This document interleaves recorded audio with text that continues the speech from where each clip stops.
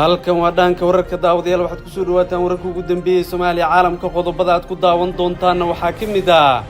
golaha wada tashiga qaran oo shir degdeg ah ku yeeranaya magaalada Muqdisho iyo ra'iisul wasaare Roble oo laga wareejinayo hogaaminta doorashooyinka dalka waxaad sidoo kale daawan doontaan qorshe Roble uu ku doonayo inuu kula wareego amniga guud ee dalka oo laga diiday madaxweyne lafta gareen oo markan gasha seefta kala baxay waxaad daawan doontaan cali guudlaawe iyo qorqor oo go'aan adag ka qaatay hanaanka doorashooyinka iyo qorshaha wada maxamed xuseen Roble waxaad sidoo kale daawan doontaan Puntland oo markan buuq laga la gashay kadib markii ay iscasileen xubnihii guddiga doorashooyinka ee qabanayay doorashada dadweynaha ama doorasho qof iyo cod oo ka dhacday deegaanada Puntland qodobadaas oo faahfaahsan u diyaar garooba daawadayaal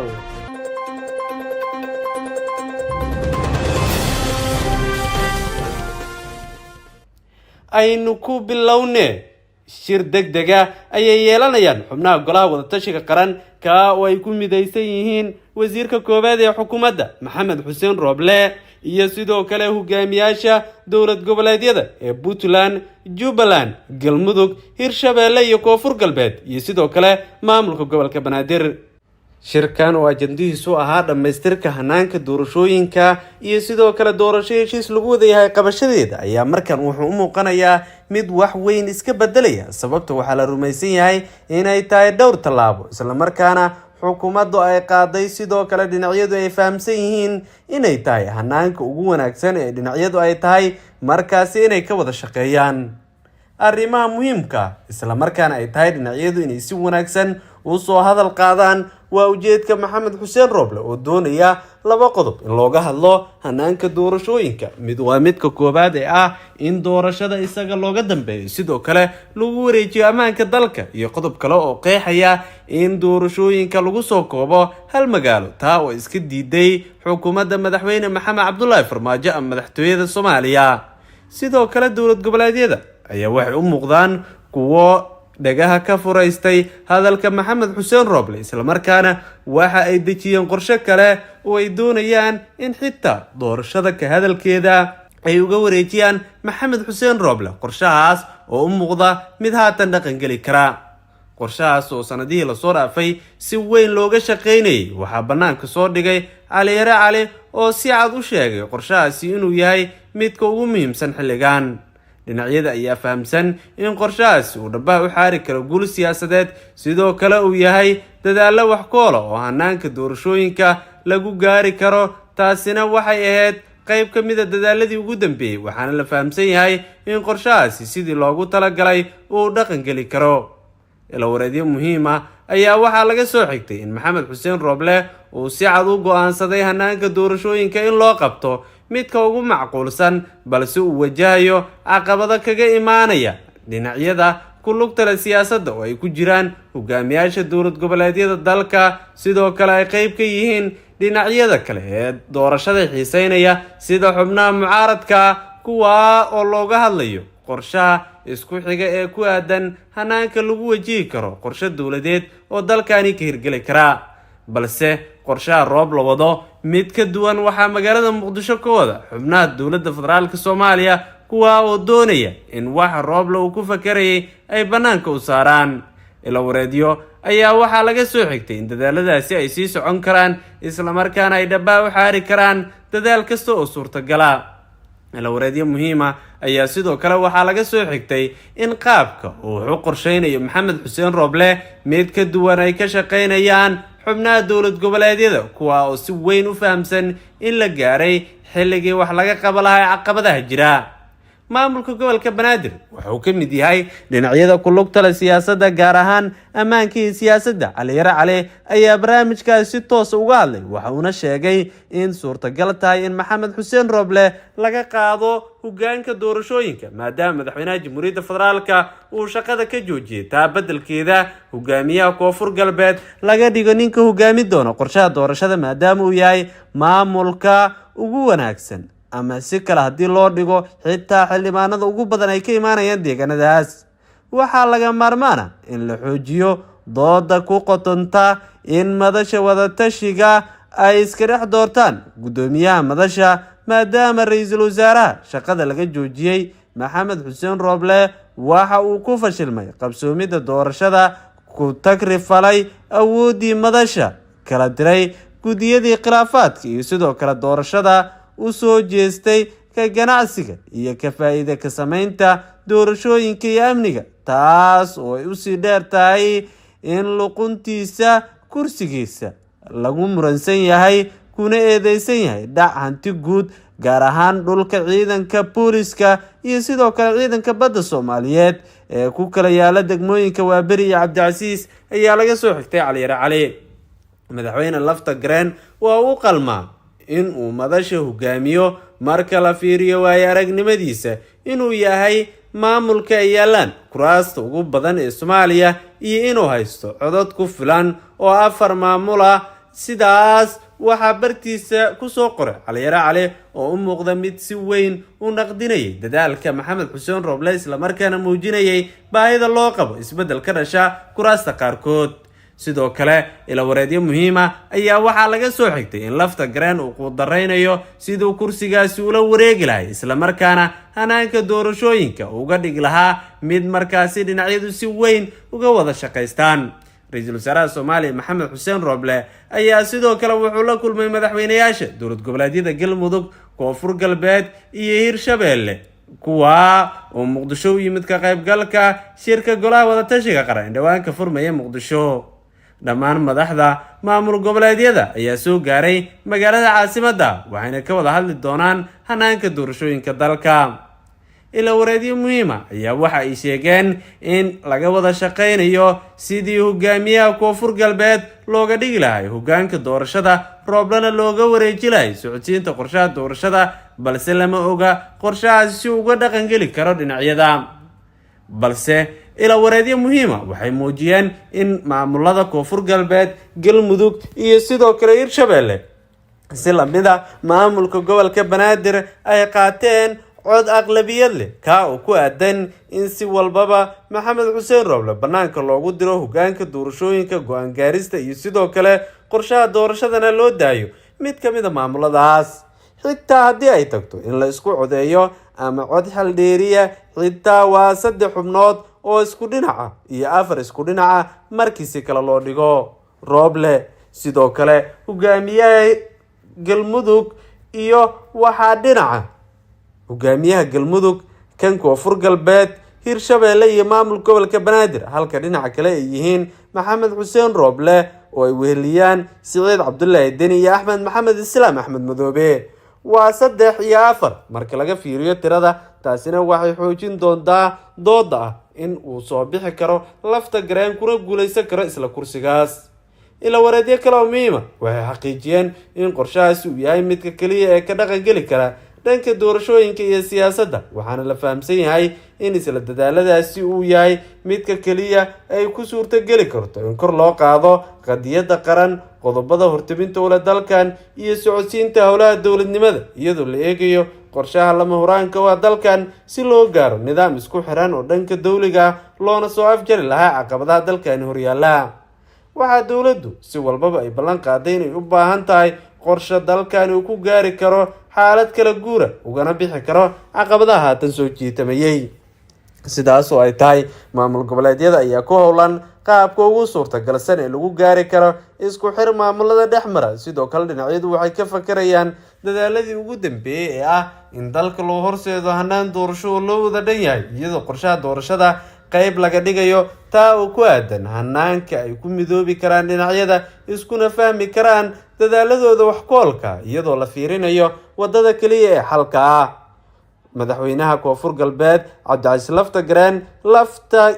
ayuu soo qaatay, wuxuuna doonayaa in uu markaani gasha kala baxo seefta si cadna uu hogaamiyo doorashooyinka dalka. Galmudug iyo Hirshabelle ayaa taageero u muujiyay maamulka gobolka Banaadirna waa uu garab taagan yahay. si walba dhinacyadaasi waxay u cadeeyeen mowqifkooda doorashada. waxay sidoo kale sheegeen in si weyn ay u damacsan yihiin in hanaanka doorashooyinka si daahfuran loo qabto, isla markaana aan la iska indhatiri karin tallaabooyinka madaxweyne Maxamed Cabdullaahi Farmaajo. haddii aan Puntland eegno, xaaladda ayaa sii xumaanaysa, waxaana iscasilay gudoomiyihii guddiga doorashooyinka iyo ku-xigeenkiisa. sidoo kale waxay sheegeen Siciid Deni inuu faragelinta iyo caqabada ka day waayay doorashada ayna u baahan yihiin xilligan inay iscasilaan, balse xubno ku haray guddiyada ayaa waxay xaqiijiyeen in si walbaba ay sii wadi doonaan isla markaana iska dhex dooran doonaan hoggaan cusub, waana midda keentay in Puntland faraha ay la gasho qalalaase. Siciid Cabdullaahi Deni ayaa doorashada farageliyay kadib markii looga raayay doorashadii ka dhacday Ufayn iyo sidoo kale Qardho iyo magaalooyin kale oo ku yaala gobolka Nugaal iyo sidoo kale Bari. guud ahaan saaxiibayaal intaasi waxaa nooga eg warka dhaanka wararka. tan intaa mar kale kulmayna waxaan kaga tegaynaa sidaa iyo nabadgelyo.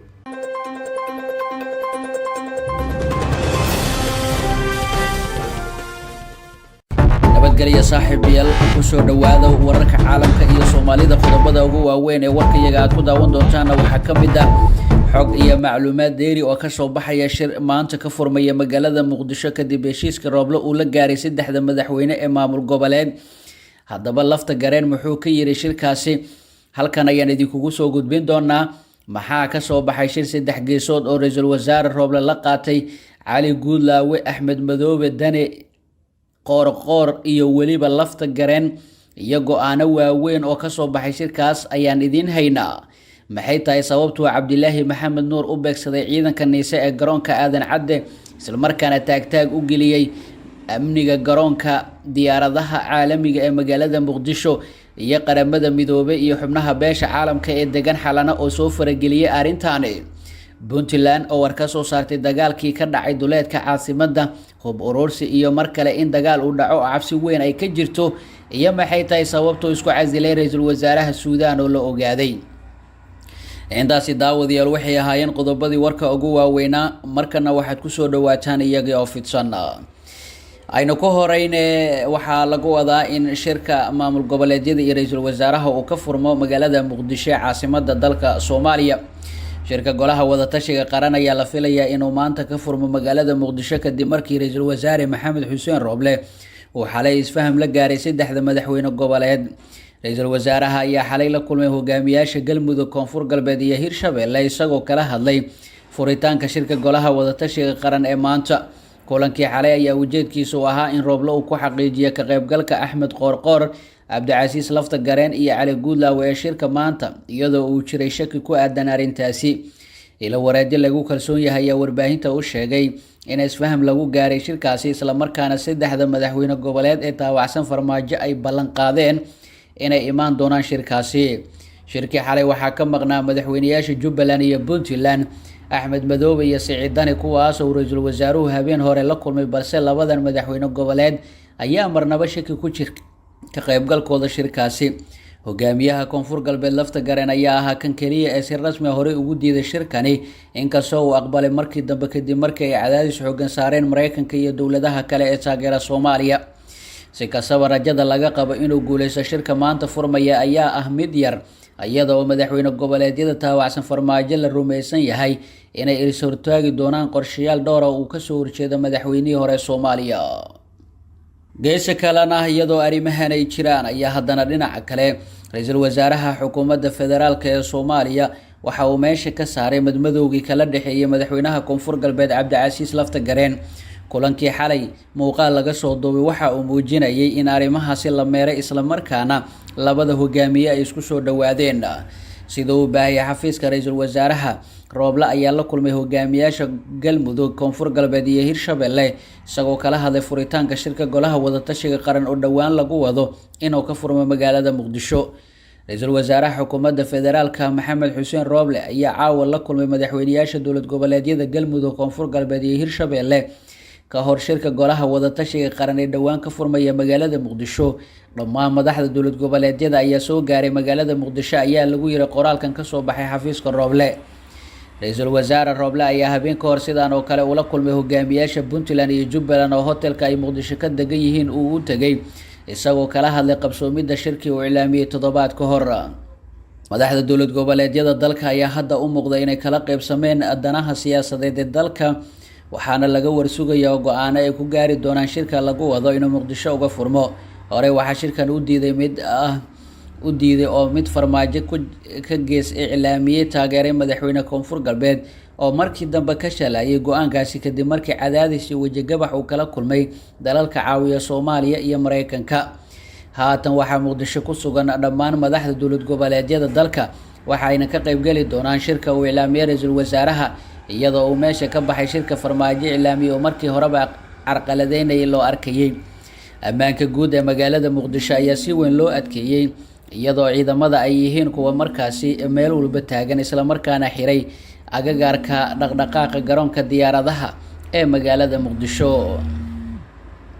geesa kalena maalmahan waxaa taagnaa xiisad u dhaxaysay wasiirka amniga xukuumadda federaalka ee Soomaaliya iyo waliba ciidamo niise ka tirsan oo haysta amniga garoonka diyaaradaha ee magaalada Muqdisho kuwaas oo amray in gabi ahaanba laga saaro garoonkaasi. wasiirkii hore ee amniga Galmudug Xildhibaan Axmed Macalin Fiqi ayaa ka hadlay sababta ka dambeysa tallaabadii wasiirka amniga xukuumadda Soomaaliya Cabdilaahi Maxamed Nuur oo ku amray agaasimaha Niise Yaasiin Faray in ciidanka Niise uu ka saaro garoonka diyaaradaha Aadan Cadde ee magaalada Muqdisho.